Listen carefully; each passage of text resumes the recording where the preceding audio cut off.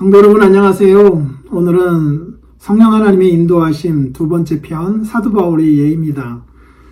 사도행전 16장 얘기예요. 그 6절부터 보면 성령이 아시아에서 말씀을 전하지 못하게 하시거늘, 아시아는 터키 그 서부를 말하는 거잖아요. 거기를 넘으면 유럽이 시작되는 거잖아요. 그 아시아에서 말씀을 전하지 못하게 하시거늘 그들이 부르기아와 갈라디아 땅으로 다녀가, 터키 중부이고요.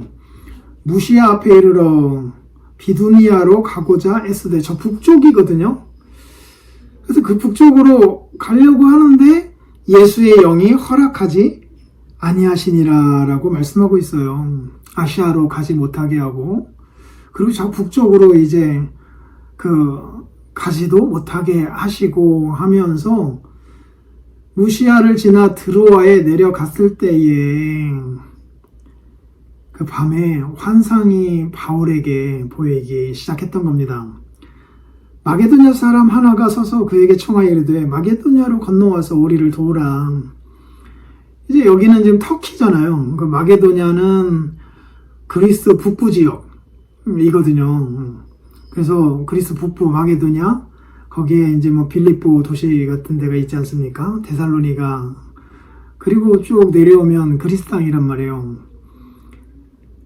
그 마게도냐 사람들이, 사람 하나가 서서 그에게 청하여 이르되 마게도냐로 건너와라, 우리를 도와라 라고 환상을 본 거예요.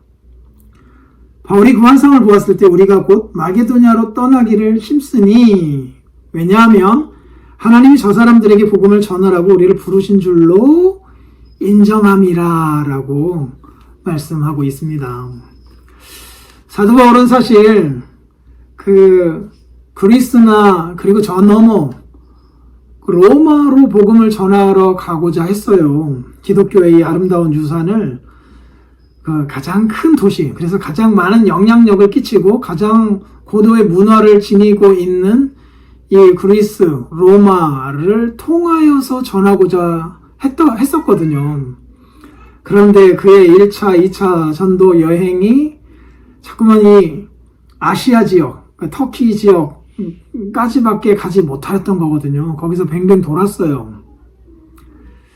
그때에 성령 하나님께서 이제 특별하게 찾아오신 거죠. 환상 가운데 마게도냐 사람 하나가 여기로 와서 우리를 도우라라고 하는 그 말씀을 듣게 하였고, 그것을 듣고 사도 바울이 지금까지 자기가 전도해왔던 그 여정들을 돌아보면서 지금 내가 어떻게 하는 것이 하나님이 원하시는 것인가?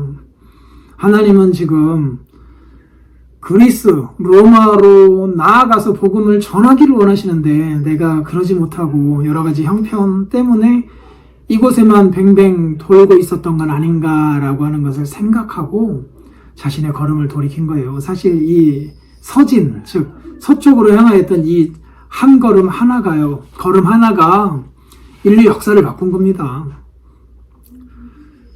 인류 역사를 바꾼 거예요. 그리스와 로마 지역의 기독교 복음이 증거됨으로 말미암아 이게 그 역사를 바꾸는 아주 중요한 이 한 걸음이 되었던 거거든요. 저자가 이 사실들을 강조하면서 마지막 결론을 이렇게 내리고 있습니다.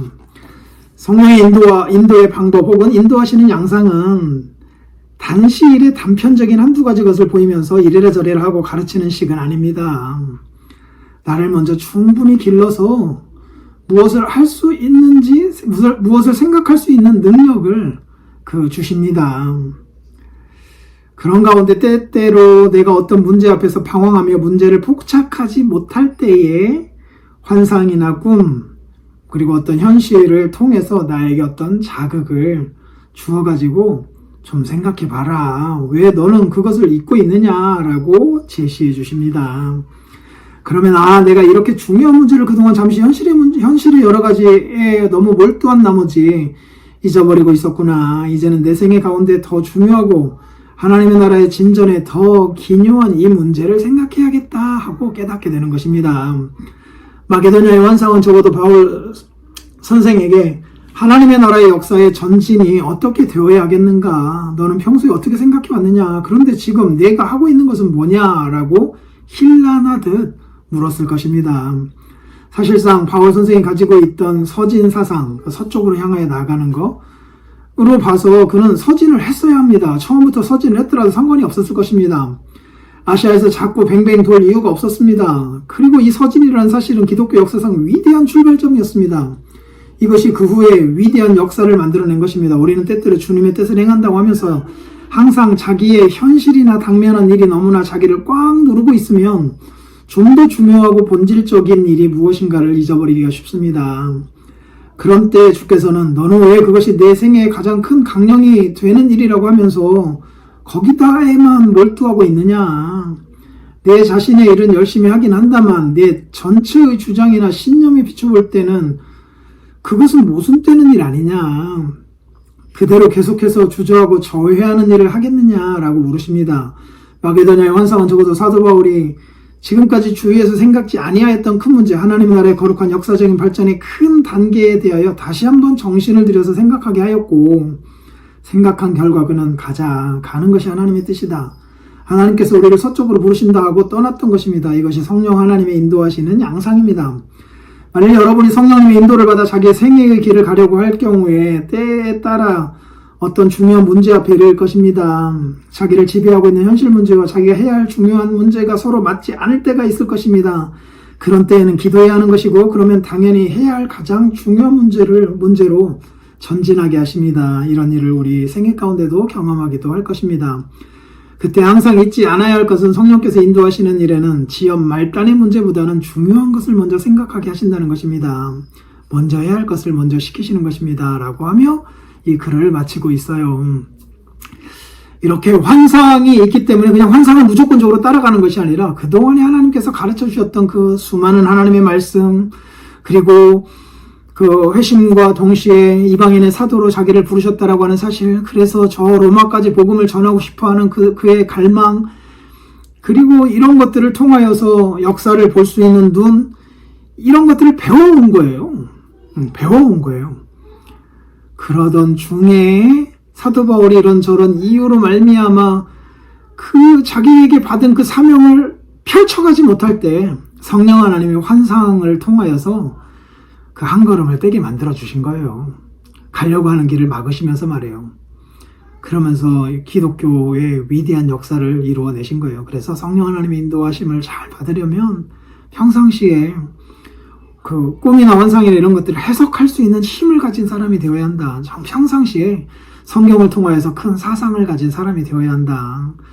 그래서 주위에서 펼쳐지는 여러 가지 환경들을 하나님의 나라의 눈으로 해석할 수 있는 사람이 되어야 한다라고 하는 것을 강조하고 있습니다. 참 수준 높은 모습이죠. 이것이 성령의 유기적인 역사랍니다. 이런 사실들을 오늘도 한번 생각해보면서 우리의 삶에 적용해 보자고요. 저녁 기도회 때 뵙겠습니다. 감사합니다.